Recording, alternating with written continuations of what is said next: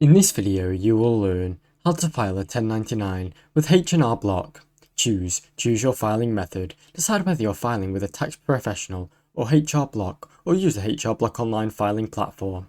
Collect your 1099 form. Gather all your applicable 1099s, such as 1099 NEC, 1099 MSC, or 1099K. Start to log into your H&R Block account.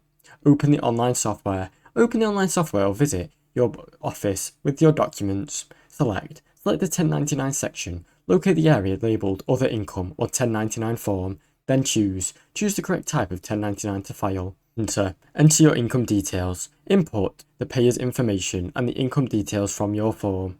E-file the form. After reviewing your return, e-file the federal tax form directly through your H&R Block.